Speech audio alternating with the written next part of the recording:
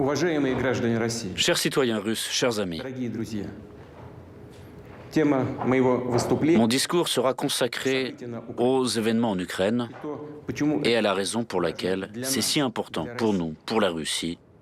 конечно, мое Bien entendu, mon allocution s'adresse également à nos compatriotes qui sont en Ukraine. говорить придется. Je vais devoir parler longtemps et en détail. Cette question est très grave.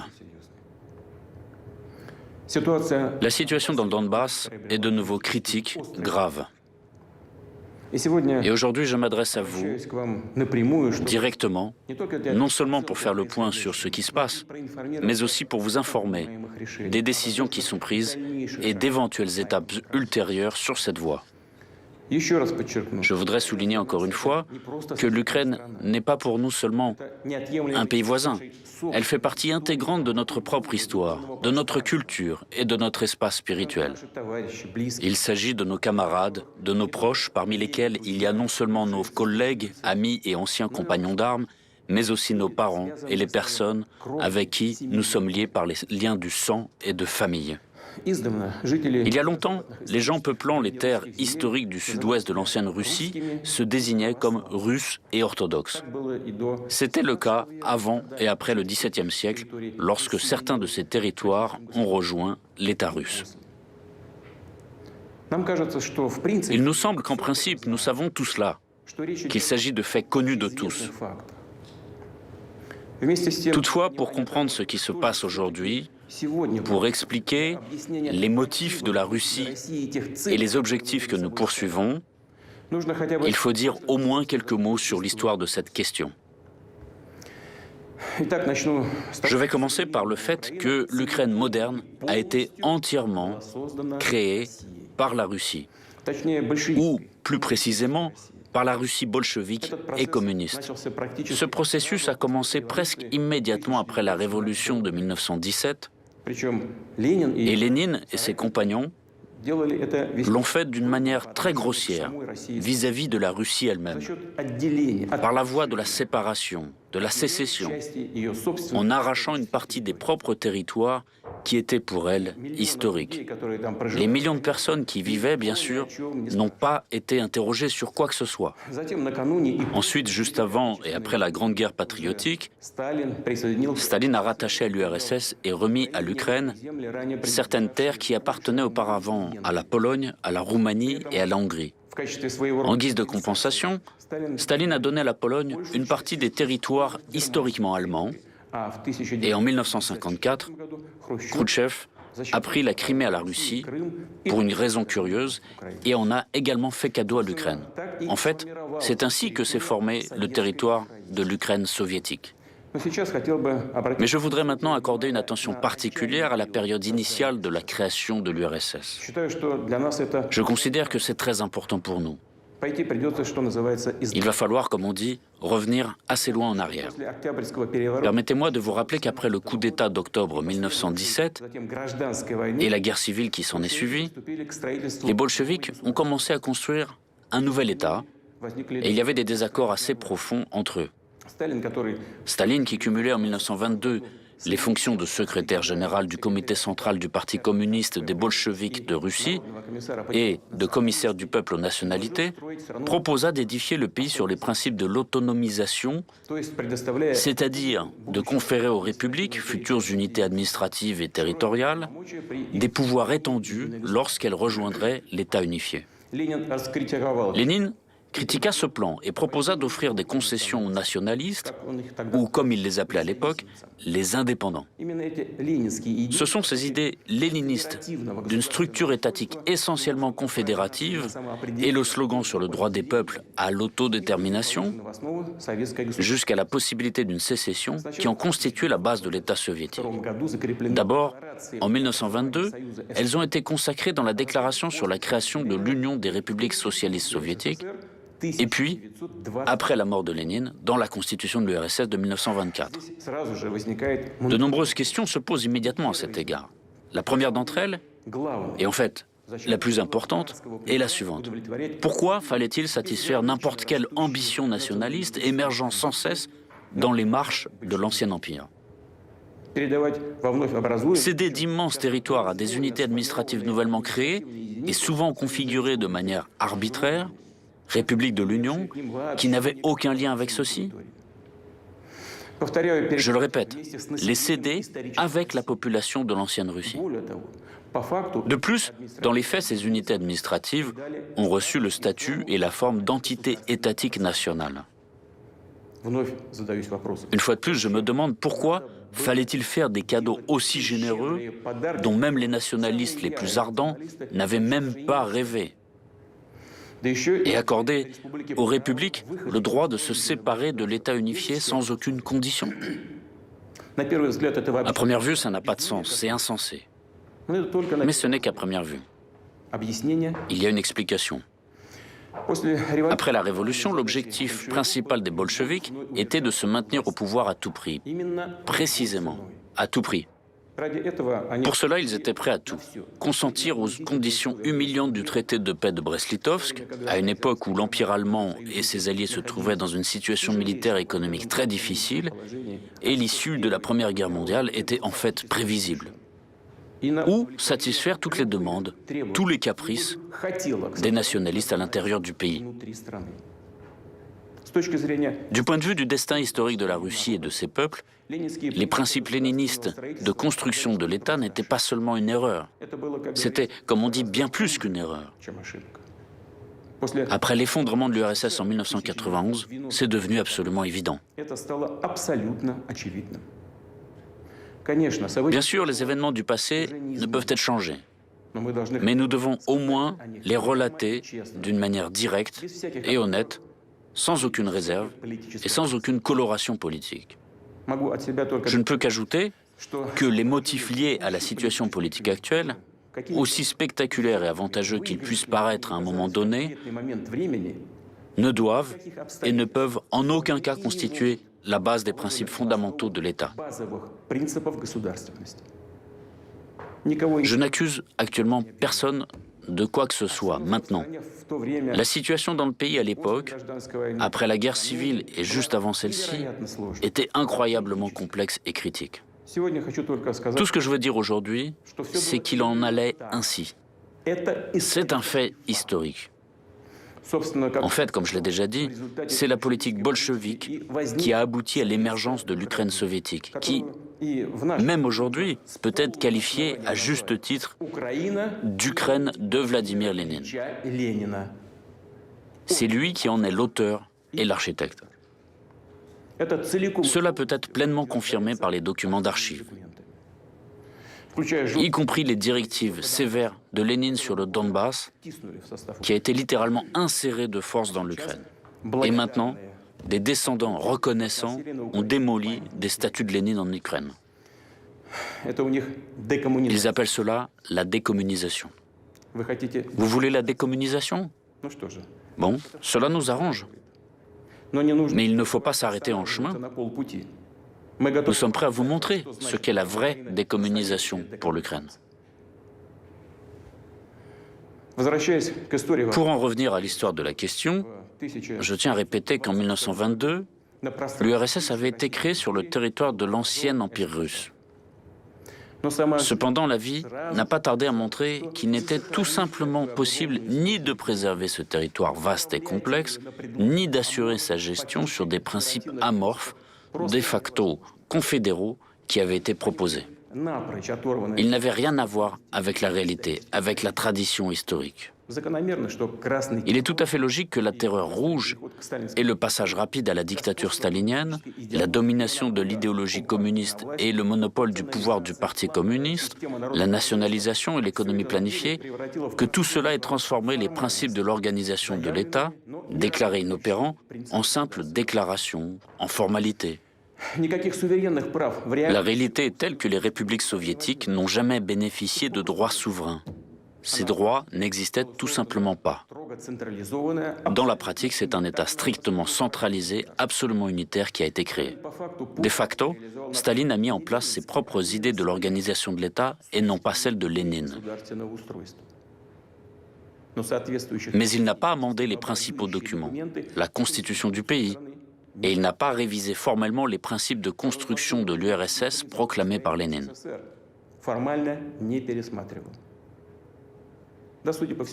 Il semblerait que tout cela n'était pas nécessaire puisque tout fonctionnait dans ce régime totalitaire. Et de l'extérieur, cela semblait beau, attirant, voire encore plus que démocratique. Il est bien dommage, malgré tout, que les cadres fondamentaux, des factos juridiques, la base de tout notre État, n'aient pas été débarrassés à temps des fantaisies odieuses, utopiques, inspirées par la Révolution, mais absolument destructrices pour tout pays normal. Personne n'a pensé à l'avenir, comme c'était souvent le cas chez nous. Il semblerait que les dirigeants du Parti communiste fussent sûrs d'avoir formé un système de gestion fiable, que leur politique eût définitivement réglé la question nationale. Mais les falsifications, les fausses interprétations, la manipulation de la conscience publique et le mensonge coûtent cher. Les ambitions nationalistes, telles une peste, n'ont pas disparu. Et leur bombe à retardement érodait l'immunité de l'État contre le nationalisme. Je tiens à répéter que cette bombe à retardement, c'était le droit de quitter l'URSS. Au début des années 1980, la question nationale revêt un caractère pressant, avec à l'arrière-plan des problèmes socio-économiques qui ne cessent de s'exacerber et une évidente crise de l'économie planifiée.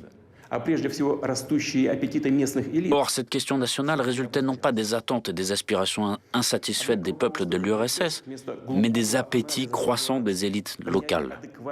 Au lieu de procéder à un examen profond de la situation, de prendre des mesures adéquates, en premier chef en économie, au lieu d'entamer la transformation progressive, réfléchie et équilibrée du système politique et de l'organisation de l'État, les dirigeants du PCUS se sont bornés à un verbiage sur la restauration du principe d'autodétermination nationale énoncé par Lénine. Qui plus est, la lutte pour le pouvoir au sein du parti poussait les partis en conflit dont le but était d'élargir leur base d'appui, à stimuler, à promouvoir sans réfléchir les humeurs nationalistes, les manipuler en promettant aux partisans tout ce qu'ils voulaient. Sur fond de parlotte superflue et populiste sur la démocratie et l'avenir radieux, basé soit sur l'économie de marché, soit sur l'économie planifiée, alors que la pauvreté était omniprésente et le déficit total, personne parmi les grands de ce monde ne réfléchissait aux conséquences tragiques qui guettaient le pays. Par la suite, ils ont suivi les sentiers battus et, comme au tout début de l'URSS, ils ont privilégié les ambitions des élites nationalistes, grandies au sein du parti, et ils ont oublié que le PCUS ne pouvait plus, Dieu merci, recourir à de tels instruments comme la terreur d'État, la dictature stalinienne pour se maintenir au pouvoir et tenir le pays.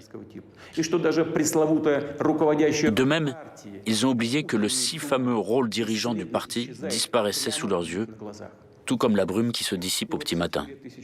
Et c'est ainsi qu'en septembre 1989, lors du plénum du comité central du PCUS, que le document fatal a été adopté. Ce qu'on a appelé la politique du parti de notre temps, la plateforme du PCUS. Elle comprenait les clauses suivantes. Je cite. Les républiques soviétiques jouissent de tous les droits correspondant à leur statut d'État socialiste souverain. Encore un paragraphe. Les organes représentatifs suprêmes des républiques soviétiques peuvent contester et suspendre les arrêts et les ordonnances du gouvernement soviétique sur leur territoire respectif. Et enfin, chaque république soviétique a sa nationalité propre qui est octroyée à tous ses citoyens. Est-ce qu'il n'était pas assez évident sur quoi déboucheraient de telles formulations et solutions ? Ce n'est pas le moment ni le lieu de soulever les questions relatives aux droits publics ou constitutionnels, de donner la définition de la notion de citoyenneté. Il y a pourtant une question qui se pose. Pourquoi avait-on besoin d'ébranler encore plus le pays alors que la situation était difficile ? Les faits sont là. Ainsi, le sort de l'URSS était quasiment scellé déjà 2 ans avant son effondrement. C'est aujourd'hui que les radicaux et les nationalistes, surtout ukrainiens, s'attribuent les mérites de l'indépendance de l'Ukraine. Nous voyons que ce n'est pas du tout ça. L'effondrement de notre pays est dû aux erreurs historiques, stratégiques des leaders bolcheviques, des dirigeants du PCUS, qui ont été commises à différentes époques dans la construction de l'État, dans la politique économique et nationale. La désintégration de la Russie historique, dénommée URSS, pèse sur leur conscience. Malgré toutes les injustices, le mensonge et le pillage flagrant de la Russie, notre peuple, précisément le peuple, a reconnu les nouvelles réalités géopolitiques apparues après l'effondrement de l'URSS. Il a reconnu les nouveaux États indépendants. Non seulement il les a reconnus, car malgré la situation extrêmement compliquée, la Russie aidait ses partenaires de la CEI, les collègues ukrainiens compris, qui envoyaient de multiples demandes d'appui matériel depuis la déclaration de leur indépendance. Notre pays a octroyé un tel appui, tout en respectant la dignité et la souveraineté de l'Ukraine. Selon les experts, dont les appréciations sont confirmées par un simple calcul des prix sur nos hydrocarbures, des crédits préférentiels, des préférences économiques et commerciales octroyés par la Russie à l'Ukraine, sur la période de 1991 à 2003, le budget ukrainien a bénéficié d'à peu près 250 milliards de dollars. Et ce n'est pas tout. Vers la fin de 1991, la dette de l'URSS auprès des pays étrangers et des fonds internationaux était de presque 100 milliards de dollars. Au début, il était prévu que ces prêts seraient remboursés par toutes les républiques de l'ex-URSS de manière solidaire, proportionnellement à leur potentiel économique. Cependant, c'est la Russie qui s'est acquittée de l'ensemble de la dette soviétique. Ce processus a été définitivement clos en 2017. En échange, les nouveaux États indépendants devaient renoncer à leur part des actifs soviétiques à l'étranger et en décembre 1994, des accords en ce sens ont été conclus avec l'Ukraine. Cependant, Kiev n'a pas ratifié ces accords et plus tard a tout simplement refusé de s'y conformer, réclamant des actifs en diamants et en or, ainsi que les biens et d'autres actifs de l'ex-URSS à l'étranger. Et pourtant, malgré tous les problèmes bien connus, la Russie a toujours coopéré avec l'Ukraine de façon ouverte, franche et, je le répète, dans le respect de ses intérêts. Nos liens se sont développés dans divers domaines. Ainsi, en 2011, le volume de nos échanges commerciaux bilatéraux dépassait 50 milliards de dollars. Je note qu'en 2019, c'est-à-dire avant la pandémie, le volume des échanges commerciaux de l'Ukraine avec les pays de l'Union européenne était inférieur à ce niveau. Dans le même temps, il était manifeste que les autorités ukrainiennes préféraient agir de manière à avoir tous les droits et les avantages dans leurs relations avec la Russie, sans pour autant remplir aucune obligation. L'esprit d'assistanat, qui revêtait parfois chez les autorités de Kiev un caractère tout à fait désinvolte, a commencé à prévaloir sur le partenariat. Il suffit de se rappeler le chantage permanent en matière de transit de l'énergie ou encore le vol pur et simple de gaz. J'ajouterai encore que Kiev a essayé d'utiliser le dialogue avec la Russie comme prétexte pour marchander avec l'Occident, le faisant chanter par un rapprochement avec Moscou pour obtenir des avantages, disant que sinon, l'influence russe sur l'Ukraine allait grandir. En même temps, c'est dès le début, je tiens à le souligner, dès les premières étapes, que les autorités ukrainiennes ont commencé à construire leur État sur la négation de tout ce qui nous unit. Elles ont cherché à transformer la conscience, à déformer la mémoire historique de millions de personnes, des générations entières vivant en Ukraine. Il n'est pas étonnant que la société ukrainienne ait été confrontée à la montée d'un nationalisme extrême qui a vite pris la forme d'une russophobie agressive et du néonazisme. D'où la participation des nationalistes et des néonazis ukrainiens aux bandes terroristes agissant dans le Caucase du Nord. De là, les revendications territoriales de plus en plus fortes contre la Russie. Des forces extérieures ont également joué leur rôle, qui, à l'aide d'un vaste réseau d'ONG de services spéciaux, ont cultivé leur clientèle ukrainienne et porté au pouvoir leurs représentants. Il faut comprendre que l'Ukraine, en fait, n'a jamais eu de tradition étatique stable.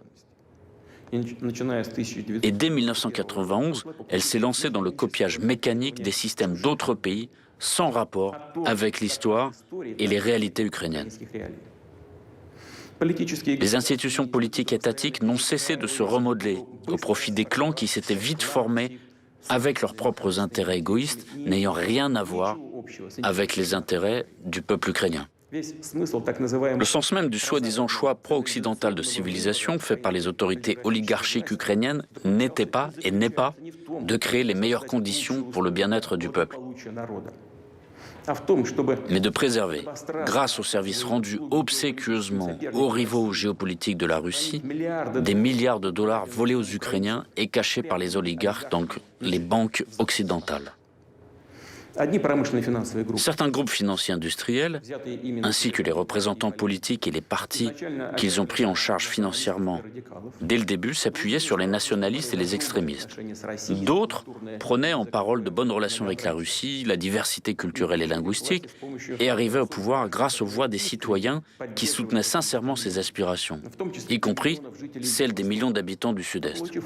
Mais une fois parvenus à leur poste et fonctions, ils trahissaient immédiatement leurs électeurs, renonçaient à leurs promesses électorales et menaient leur politique sous la dictée des extrémistes, parfois persécutant leurs alliés d'hier, à savoir les associations qui prônaient le bilinguisme et la coopération avec la Russie. Ils profitaient du fait que les gens qui les soutenaient étaient en général respectueux des lois, d'opinion modérée, habitués à faire confiance aux autorités, et que, contrairement aux extrémistes, ils ne recouraient pas à la violence et aux actes illégaux. Les extrémistes, à leur tour, devenaient de plus en plus insolents, année après année. Leurs réclamations devenaient de plus en plus conséquentes. Il s'est avéré facile pour eux d'imposer encore et encore leur volonté aux autorités faibles qui, elles-mêmes infectées par le virus du nationalisme et de la corruption, remplacer avec adresse les véritables intérêts culturels, économiques et sociaux du peuple, la véritable souveraineté de l'Ukraine, par toutes sortes de spéculations et sur une base nationaliste et par des symboles ethnographiques. Aucune structure étatique stable ne s'est développée en Ukraine. Les procédures politiques, électorales, ne servent que de couverture, d'écran pour la répartition du pouvoir et des biens entre les différents clans oligarchiques. La corruption, qui sans aucun doute est un défi et un problème pour de nombreux pays, dont la Russie, a revêtu un caractère tout à fait particulier en Ukraine. Elle a littéralement imprégné, corrodé tout le système, toutes les branches du pouvoir.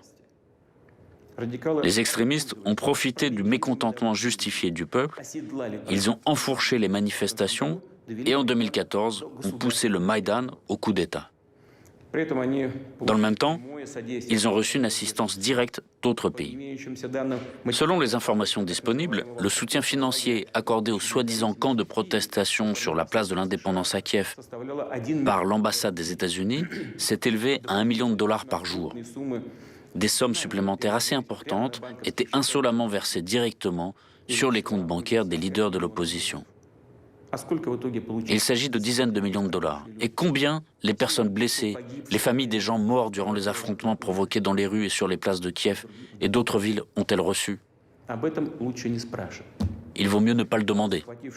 Les extrémistes qui ont pris le pouvoir ont organisé la persécution, instauré une véritable terreur contre tous ceux qui s'opposaient aux actions anticonstitutionnelles. Des responsables politiques, des journalistes, des personnalités publiques étaient maltraités, publiquement humiliés.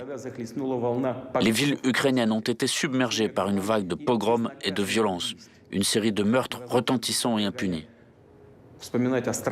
Impossible de se rappeler sans frémir l'horrible tragédie d'Odessa, où les participants à la manifestation pacifique ont été brutalement assassinés, brûlés vifs dans la maison des syndicats. Les criminels qui ont commis cette atrocité n'ont pas été punis. Personne ne les recherche. Mais nous connaissons leurs noms et nous ferons tout pour les punir, les retrouver et les traduire en justice. Le Maïdan n'a pas rapproché l'Ukraine de la démocratie et du progrès. Le coup d'État commis, les nationalistes et les forces politiques qui les soutenaient ont définitivement mis la situation dans l'impasse. Ils ont poussé l'Ukraine dans l'abîme de la guerre civile. 8 ans après ces événements, le pays est divisé. L'Ukraine traverse une grave crise socio-économique. Selon les organisations internationales, en 2019, près de 6 millions d'Ukrainiens Je souligne qu'il s'agit d'environ 15% de l'ensemble de la population du pays, pas uniquement celle qui est active, ont été contraints de partir à l'étranger pour trouver du travail. Et bien souvent, pour des emplois non qualifiés payés à la journée. Autre fait révélateur, depuis 2020, pendant la pandémie, plus de 60 000 médecins et autres professionnels de santé ont quitté le pays. Depuis 2014, les tarifs de l'eau ont augmenté de près d'un tiers. Ceux de l'électricité ont été multipliés. Ceux du gaz, pour les ménages, ont augmenté des dizaines de fois. Beaucoup de gens n'ont tout simplement pas d'argent pour payer les services communaux. Ils sont obligés de survivre, littéralement. Que s'est-il passé? Pourquoi tout cela se passe-t-il? La réponse est évidente, parce que la dot reçue non seulement de l'ère soviétique, mais encore de l'Empire russe, a été engouffrée et répartie dans les poches de certains. Des dizaines et des centaines de milliers d'emplois ont été détruits, et ces emplois, grâce notamment à une coopération étroite avec la Russie, permettaient aux gens d'avoir un revenu stable et d'apporter des recettes fiscales. Des industries telles que la construction mécanique, la construction d'équipements, l'industrie électronique, les constructions navales et aéronautiques, soit sont en stagnation, soit ont été complètement détruites, alors qu'elles étaient autrefois un motif de fierté non seulement de l'Ukraine, mais de l'Union soviétique tout entière. Le chantier naval de la mer Noire de Nikolaev a été liquidé en 2021, là où les premiers chantiers navals avaient été fondés sous Catherine II. Le célèbre consortium Antonov n'a produit aucun avion de série depuis 2016. Et l'usine Yuzhmash, spécialisée dans la production de matériel spatial et de fusées, s'est trouvée au bord de la faillite, tout comme la série de Kremenchuk. Cette triste liste n'est pas exhaustive. En ce qui concerne le système de transport de gaz créé par toute l'Union soviétique, il s'est tellement détérioré que son fonctionnement comporte de grands risques et des dommages environnementaux. Et à cet égard, une question se pose. La pauvreté, le désespoir, la perte de potentiel industriel et technologique. Est-ce ce fameux choix de civilisation pro-occidentale qui, depuis de nombreuses années, est utilisé pour tromper et duper des millions de personnes en leur promettant le jardin d'Éden? En réalité, tout s'est résumé au fait que l'effondrement de l'économie ukrainienne s'accompagne d'un pillage ouvert des citoyens du pays. Et l'Ukraine elle-même a simplement été conduite sous contrôle externe. Il s'effectue non seulement sur ordre des capitales occidentales, mais aussi, comme on dit, directement sur place, à travers tout un réseau de conseillers étrangers, d'organismes à but non lucratif et d'autres institutions déployées en Ukraine. Ils influent directement toutes les décisions en matière du personnel, toutes les branches et les niveaux de pouvoir, du pouvoir central jusqu'au pouvoir municipal, les sociétés publiques et les grandes entreprises telles que Naftogaz, Ukrenergo, les chemins de fer ukrainiens, Ukroboronprom, la poste ukrainienne, l'administration des ports maritimes de l'Ukraine. Il n'y a tout simplement pas de justice indépendante en Ukraine. À la demande de l'Occident, les autorités de Kiev ont cédé aux représentants des organisations internationales le droit prioritaire de choisir les membres des organes judiciaires supérieurs, le Conseil de justice et la Commission de qualification des juges. En outre, l'ambassade des États-Unis supervise directement l'Agence nationale pour la prévention de la corruption, le Bureau national anticorruption, le Bureau du procureur spécialisé dans la lutte contre la corruption et la Cour supérieure anticorruption. Tout cela est fait sous de bons prétextes, pour améliorer l'efficacité de la lutte contre la corruption. C'est bien joli, mais où sont les résultats? La corruption qui fleurissait auparavant fleurit aujourd'hui de plus belle. Les Ukrainiens eux-mêmes sont-ils informés de toutes ces méthodes de gestion? Comprennent-ils que leur pays ne se trouve même pas sous un protectorat politique et économique, mais est réduit au niveau d'une colonie avec un régime fantoche? La privatisation de l'État a conduit au fait que le pouvoir, qui se qualifie de pouvoir de patriote, a perdu son caractère national et pas à pas amène le pays à la perte totale de souveraineté. Le cap est maintenu vers une dérussification et une assimilation forcée. La Rada publie sans cesse de nouveaux actes discriminatoires. La loi sur les peuples dits autochtones est déjà en vigueur. Il a été clairement indiqué aux personnes qui se considèrent comme russes et souhaitent préserver leur identité, leur langue et leur culture qu'elles étaient étrangères en Ukraine. Conformément aux lois sur l'enseignement et sur le fonctionnement de la langue ukrainienne en tant que langue officielle, le russe est expulsé des écoles, de toutes les activités publiques, jusqu'aux magasins ordinaires.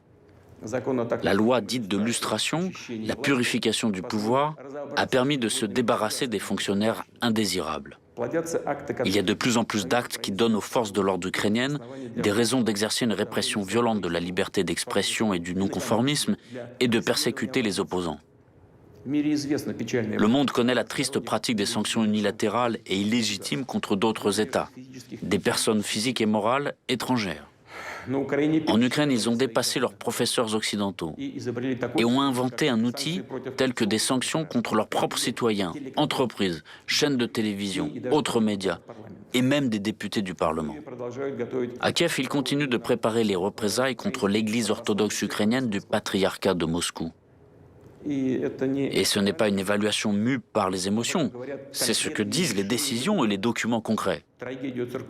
Les autorités ukrainiennes ont cyniquement transformé la tragédie de la scission ecclésiale en un outil de politique nationale.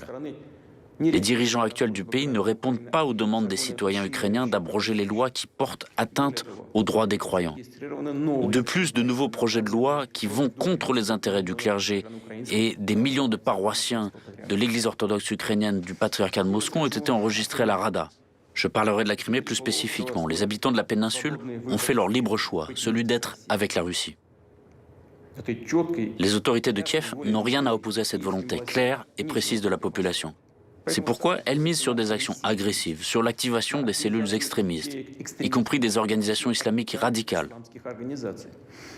sur l'envoi de groupes subversifs pour l'organisation d'attentats contre des infrastructures critiques, pour l'enlèvement de citoyens russes. Nous avons des preuves directes que de telles actions agressives sont menées avec le soutien de services secrets étrangers. L'Ukraine a adopté une nouvelle stratégie militaire en mars 2021. Ce document est presque entièrement consacré à la confrontation avec la Russie. Il vise à impliquer des États étrangers dans le conflit avec notre pays. Cette stratégie prévoit l'organisation en fait d'une activité clandestine terroriste en Crimée russe et sur le territoire de Donbass. Elle décrit les contours de la guerre présumée qui devrait se terminer, comme le pensent les stratèges actuels de Kiev, je cite, avec l'aide de la communauté internationale dans des conditions favorables pour l'Ukraine. Et aussi, comme ils le disent aujourd'hui à Kiev, je cite également, écoutez attentivement, je vous prie, avec le soutien militaire de la communauté internationale dans une confrontation géopolitique avec la Fédération de Russie. De fait, ce n'est rien de plus qu'une préparation aux actions militaires contre notre pays, contre la Russie. Nous savons également que des déclarations ont déjà été faites selon lesquelles l'Ukraine planifie de créer ses propres armes nucléaires. Et ce n'est pas une bravade superflue. Effectivement, l'Ukraine dispose des technologies nucléaires datant de l'époque soviétique et des porteurs de ces armes, y compris l'aviation, ainsi que des missiles opérationnels tactiques Tochka-U, SS-21, conçus à l'ère soviétique également, dont la portée dépasse 100 km. Mais ils feront plus. Ce n'est qu'une question de temps. Ils ont l'héritage de l'époque soviétique.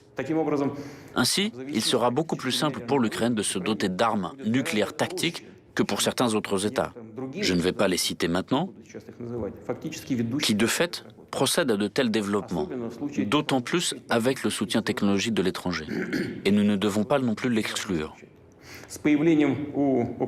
Avec l'acquisition par l'Ukraine d'armes de destruction massive, la situation dans le monde, en Europe, surtout pour nous, pour la Russie, va changer de la manière la plus radicale. Nous ne pouvons pas rester les bras croisés face à ce danger réel. D'autant plus, je le répète, que les mécènes étrangers, occidentaux, peuvent contribuer à l'apparition de telles armes en Ukraine dans le but de créer une menace de plus pour notre pays. Nous voyons la persistance avec laquelle est mené le gonflement militaire du régime de Kiev. Les États-Unis à eux seuls ont, depuis 2014, alloué des milliards de dollars à ces fins, dont la fourniture d'armes, d'équipements et la formation de spécialistes. Ces derniers mois, des armes occidentales arrivent en Ukraine en flux tendu, de manière ostentatoire, sous les yeux du monde entier. Les activités des forces armées et des services spéciaux ukrainiens sont placés sous le commandement de conseillers étrangers. Nous le savons très bien. Ces dernières années, sous prétexte d'exercice, des contingents militaires des pays de l'OTAN étaient presque constamment présents sur le territoire de l'Ukraine. Les systèmes de commandement des troupes ukrainiennes sont déjà intégrés à ceux de l'OTAN. Cela signifie que le commandement des forces armées ukrainiennes, même des unités et sous-unités détachées, peut être exercé directement depuis les QG de l'OTAN. Et sans aucune gêne, les États-Unis et l'OTAN ont commencé à assimiler le territoire de l'Ukraine à un théâtre d'opérations militaires potentielles. Les exercices conjoints réguliers ont une orientation clairement anti-russe. L'an dernier seulement, plus de 23 000 militaires et plus d'1 millier de véhicules de combat ont été engagés. Une loi a été adoptée déjà pour l'accès en 2002 des forces armées d'autres pays sur le territoire de l'Ukraine afin de participer à des exercices multinationaux. Il est clair que nous parlons principalement des troupes de l'OTAN. Pas moins de 10 manœuvres conjointes de ce type sont prévues pour l'année en cours. Il est évident que les manifestations de ce genre servent de couverture au renforcement rapide du groupement militaire de l'OTAN sur le territoire ukrainien. En plus, étant donné le fait que le réseau de bases militaires modernisé à l'aide des Américains, à Borispol, Ivano-Frankovsk, Tchougoïev, Odessa et ainsi de suite, est en mesure d'assurer le transfert d'unités militaires dans les plus brefs délais. L'espace aérien de l'Ukraine est ouvert au vol d'avions stratégiques et de reconnaissance américains, des drones qui sont utilisés pour surveiller le territoire de la Russie. J'ajouterai à cela que le centre d'opération navale construit à Ochakov par les Américains permet d'assurer les actions des navires de l'OTAN, et notamment l'utilisation d'armes de haute précision contre la flotte russe de la mer Noire et nos infrastructures sur tout le littoral de la mer Noire. Il fut un temps où les États-Unis avaient l'intention de créer des installations similaires en Crimée, mais les habitants de la Crimée et de Sébastopol avaient contrecarré ces plans. Nous le gardons toujours en mémoire. Je le répète, aujourd'hui, un tel centre a été déployé. Il a déjà été déployé à Ochakov. Permettez-moi de vous rappeler qu'au XVIIIe siècle, les soldats d'Alexandre Souvorov s'étaient battus pour cette ville. Grâce à leur courage, elle a été intégrée à la Russie. C'est au même XVIIIe siècle que les terres de la région de la mer Noire, rattachées à la Russie à la suite de guerre avec l'Empire ottoman, ont reçu le nom de Nouvelle-Russie. Aujourd'hui, on essaie de rejeter dans l'oubli ces étapes cruciales de l'histoire, ainsi que le nom des personnalités militaires et hommes d'État de l'Empire russe, sans les efforts desquels l'Ukraine moderne n'aurait pas de nombreuses grandes villes et même d'accès à la mer Noire. Récemment, un monument à Alexandre Souvorov a été abattu à Poltava. Que dire à ce propos?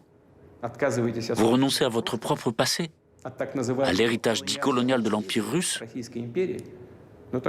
Dans ce cas, soyez cohérents. Ensuite, je tiens à noter que l'article 17 de la Constitution de l'Ukraine n'autorise pas le déploiement de bases militaires étrangères sur le territoire du pays. Or, il s'est avéré que ce n'est qu'une formalité qui peut être facilement contournée. Des missions de formation et d'entraînement des pays de l'OTAN sont organisées en Ukraine. Ce sont de fait déjà des bases militaires étrangères. Ils ont simplement appelé la base mission. Et l'affaire est dans le sac. Kiev proclame depuis longtemps un alignement stratégique en vue de son adhésion à l'OTAN. Oui, bien sûr, chaque pays a le droit de choisir son propre système de sécurité, de conclure des alliances militaires. Et tout cela semble juste, mais il y a un mais. Les documents internationaux fixent expressément le principe de sécurité égale et indivisible qui, chacun sait, comprend l'obligation de ne pas renforcer sa sécurité au détriment de la sécurité des autres pays. Je peux également me référer ici à la Charte de la sécurité européenne de l'OSCE de 1999, adoptée à Istanbul, et à la déclaration d'Astana de l'OSCE de 2010. En d'autres termes, le choix des moyens visant à assurer la sécurité ne doit pas constituer une menace pour les autres pays. Or, l'adhésion de l'Ukraine à l'OTAN représente une menace directe pour la sécurité de la Russie. Je tiens à vous rappeler que déjà, en avril 2008, lors du sommet de Bucarest de l'Alliance de l'Atlantique Nord, les États-Unis ont fait adopter la décision selon laquelle l'Ukraine, et d'ailleurs la Géorgie, deviendraient membres de l'OTAN. De nombreux alliés européens des États-Unis étaient déjà bien conscients de tous les risques d'une telle perspective, mais avaient dû se résigner à la volonté de leurs partenaires supérieurs. Les Américains les ont simplement utilisés pour mener une politique manifestement anti-russe. Un certain nombre d'États membres de l'Alliance sont encore maintenant très sceptiques. quant à l'adhésion de l'Ukraine à l'OTAN. En même temps, dans certaines capitales européennes, on nous fait comprendre. Pourquoi vous vous inquiétez? Cela n'arrivera littéralement pas demain. En fait, nos partenaires américains en parlent aussi. Eh bien, répondons-nous, si ce n'est pas demain, ce sera après-demain. Qu'est-ce que ça change d'un point de vue de perspective historique? Au fond, rien du tout. De plus, nous sommes informés de la position et des propos de dirigeants américains selon lesquels des hostilités ouvertes dans l'est de l'Ukraine n'excluent pas la possibilité pour ce pays de rejoindre l'OTAN, s'il peut répondre aux critères de l'Alliance de l'Atlantique Nord et éliminer la corruption. En même temps, ils essaient de nous convaincre encore et encore que l'OTAN est une alliance éprise de paix et strictement défensive. Prétendument, il n'y aurait aucune menace pour la Russie. Et ils nous proposent de les croire sur parole, une fois de plus. Mais nous connaissons la valeur réelle de telles paroles.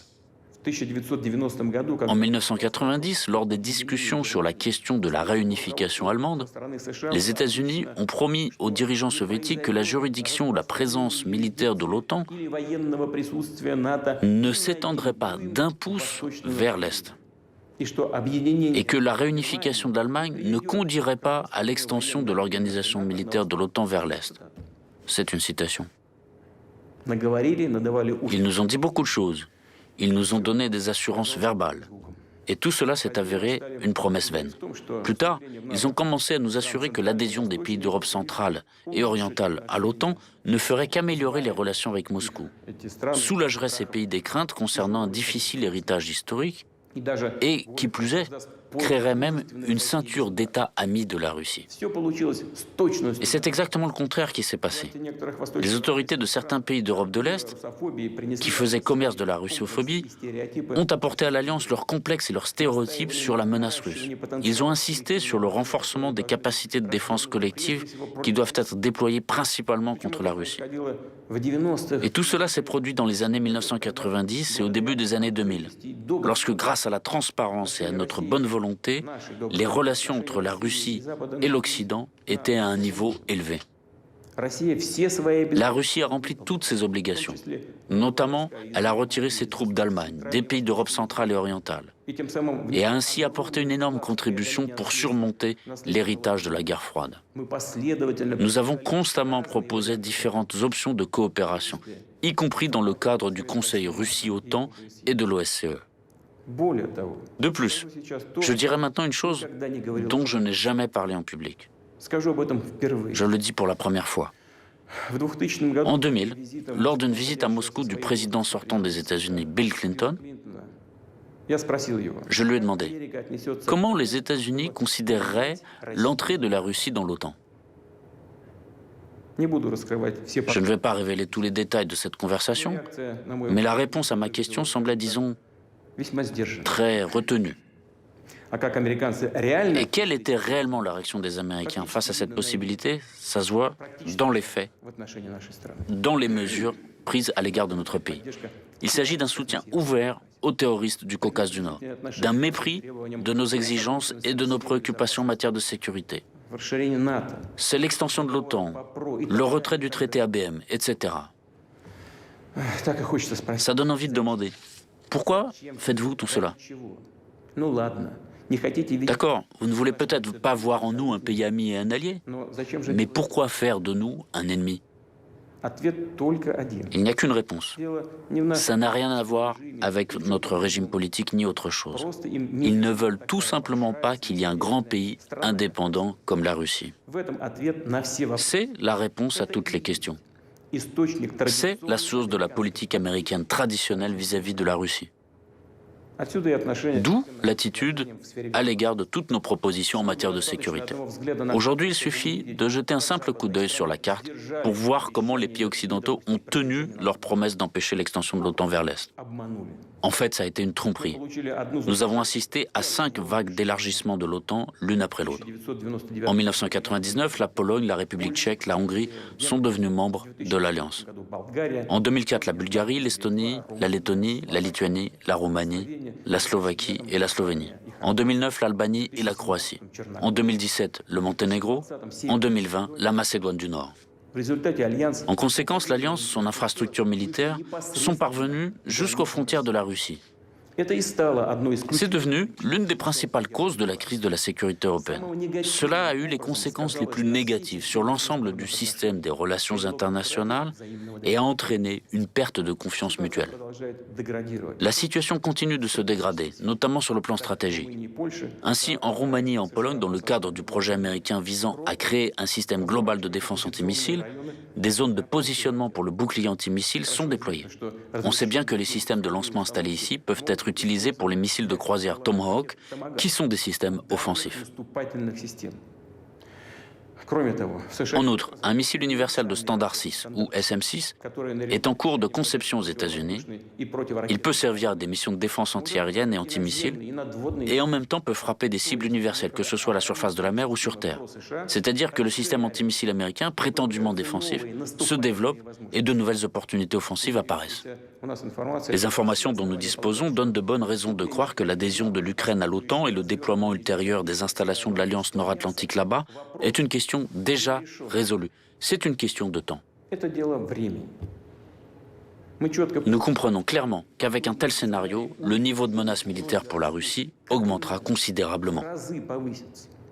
Et j'attire particulièrement votre attention sur le fait que le danger d'une frappe soudaine contre notre pays augmentera fortement. Je tiens à expliquer que dans les documents américains de planification stratégique, il s'agit bien de documents, la possibilité d'une attaque dite préventive contre les complexes de missiles ennemis est prescrite. Et nous savons qui est le principal adversaire pour les États-Unis et l'OTAN. C'est la Russie. Dans les documents de l'OTAN, notre pays est officiellement, explicitement désigné comme la menace principale pour la sécurité euro-atlantique. Et l'Ukraine servira de champ de bataille pour cela. Si nos ancêtres avaient entendu ça, ils n'y auraient tout simplement pas cru. Et nous-mêmes, on n'aimerait pas y croire aujourd'hui. Et pourtant, c'est ce qu'on voit se produire.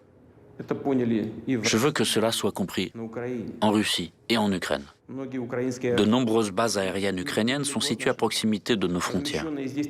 Et l'aviation tactique de l'OTAN qui est sur place, y compris avec des vecteurs d'armes de précision, sont capables de frapper notre territoire jusqu'aux villes de Volgograd, Kazan, Samara, Astrakhan. Le déploiement de radars de reconnaissance sur le territoire ukrainien permettra à l'OTAN de contrôler étroitement l'espace aérien de la Russie jusqu'à l'Oral.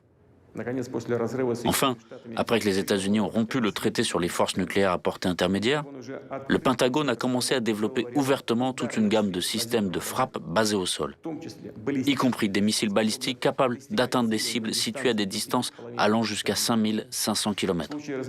Une fois déployés en Ukraine, ces systèmes pourront frapper des objectifs sur l'ensemble de la partie européenne de la Russie, ainsi qu'au-delà de l'Oral. Le temps de vol jusqu'à Moscou pour les missiles de croisière Tomahawk serait inférieur à 35 minutes. Pour les missiles balistiques depuis la région de Kharkov, de 7 à 8 minutes. Et pour les frappes hypersoniques, de 4 à 5 minutes. Ça s'appelle nous mettre le couteau sous la gorge. Il ne fait pour moi aucun doute qu'ils comptent bien réaliser ces projets, tout comme ils l'ont fait d'autres fois au cours des dernières années, en élargissant la présence de l'OTAN vers l'Est, en poussant les infrastructures et les équipements militaires vers les frontières de la Russie, en ignorant complètement nos préoccupations, nos protestations et nos avertissements.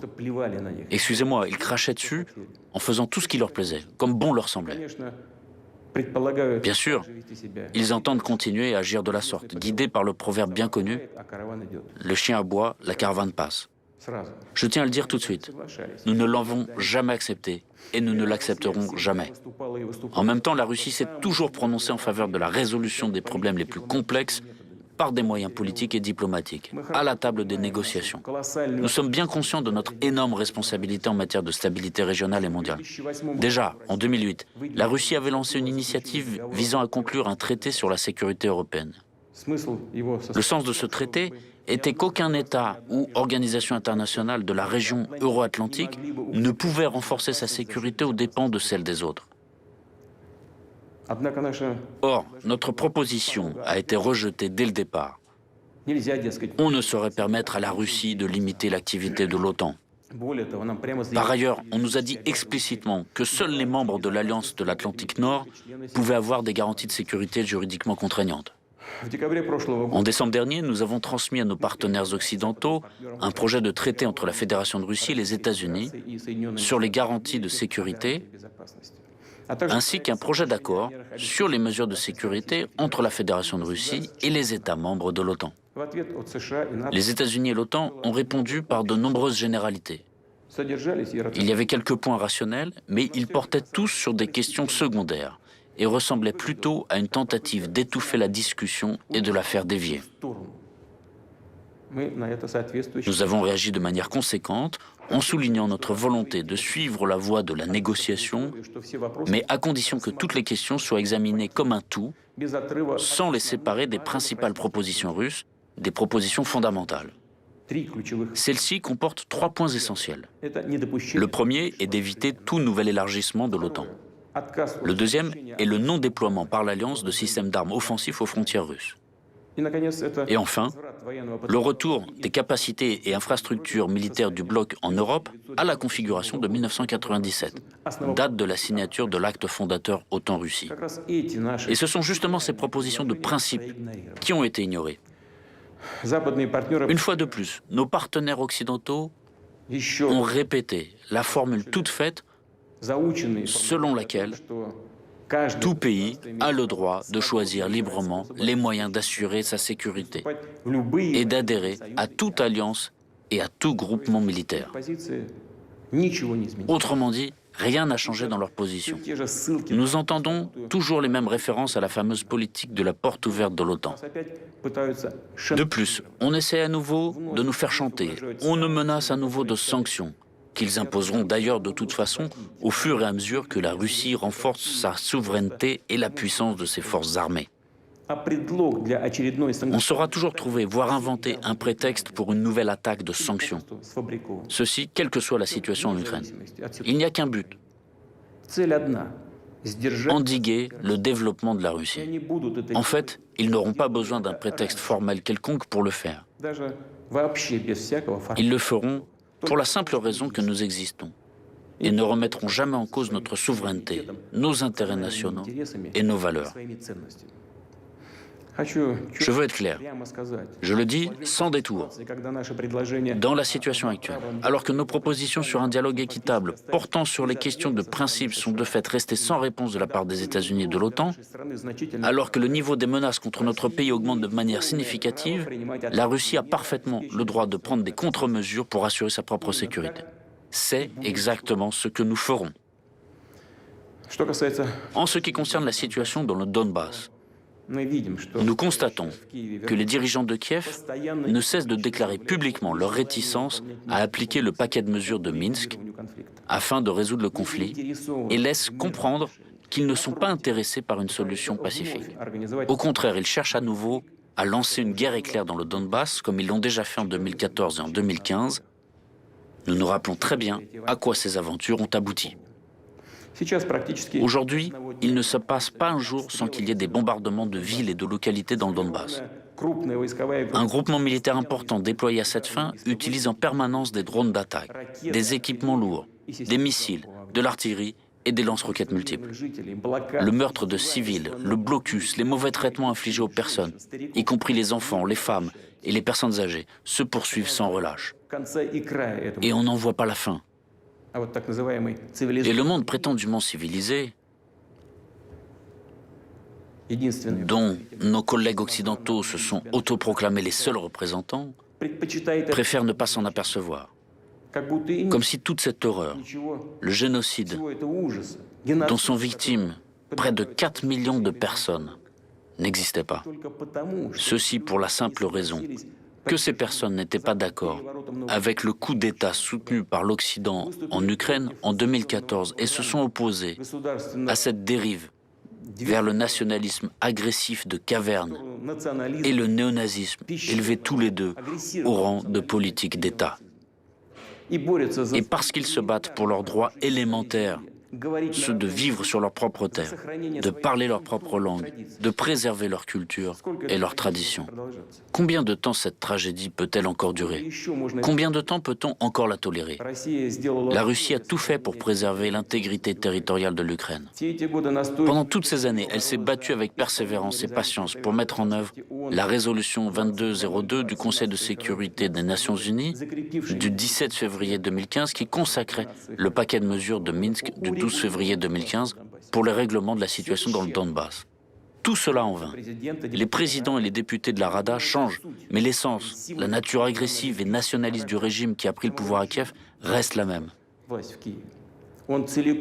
Elle est entièrement le produit du coup d'État de 2014. Et ceux qui ont emprunté la voie de la violence, de l'effusion de sang et de l'illégalité ne reconnaissent et ne reconnaîtront aucune autre solution à la question du Donbass qu'une solution militaire. À cet égard, je considère qu'il est nécessaire de prendre la décision qui s'impose depuis longtemps, c'est-à-dire de reconnaître immédiatement l'indépendance et la souveraineté de la République populaire de Donetsk et de la République populaire de Lugansk. Je demande à l'Assemblée fédérale de la Fédération de Russie de soutenir cette décision et de ratifier ensuite des traités d'amitié et d'assistance mutuelle avec les deux républiques. Ces deux documents seront préparés et signés le plus rapidement possible. Quant à ceux qui ont pris et détiennent le pouvoir à Kiev, nous exigeons qu'ils cessent immédiatement les hostilités. Dans le cas contraire, toute la responsabilité de la poursuite éventuelle de l'effusion de sang reposera entièrement sur la conscience du régime au pouvoir en Ukraine. En annonçant ces décisions prises aujourd'hui, je suis confiant dans le soutien des citoyens de Russie et de toutes les forces patriotiques du pays. Je vous remercie pour votre attention. Bonjour à tous, je vous en prie. La cérémonie de signature des documents commence. Le président de la Fédération de Russie, Vladimir Vladimirovitch Poutine, signe le décret du président de la Fédération de Russie sur la reconnaissance de la République populaire de Donetsk. Le président de la Fédération de Russie, Vladimir Vladimirovitch Poutine, signe le décret du président de la Fédération de Russie sur la reconnaissance de la République populaire de Lugansk.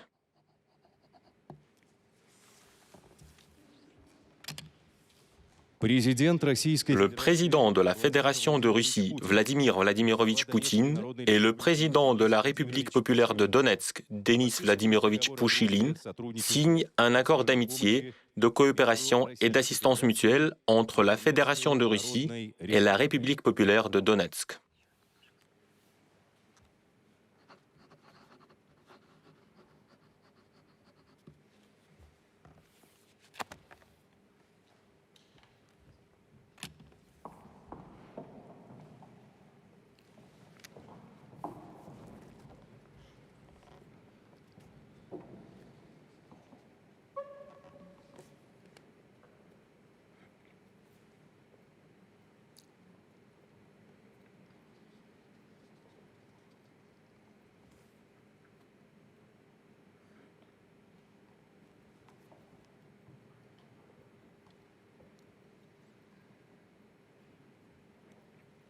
Le président de la Fédération de Russie, Vladimir Vladimirovitch Poutine, et le président de la République populaire de Lugansk, Leonid Ivanovich Pasechnik, signent un accord d'amitié, de coopération et d'assistance mutuelle entre la Fédération de Russie et la République populaire de Lugansk.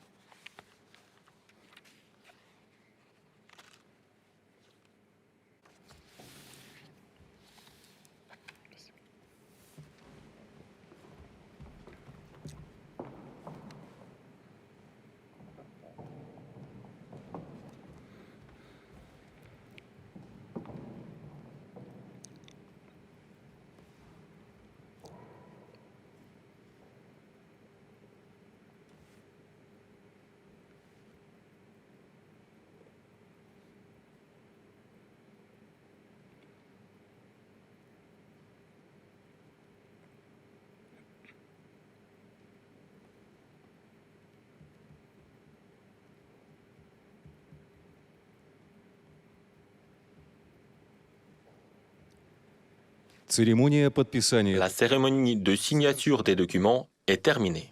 Je vous félicite.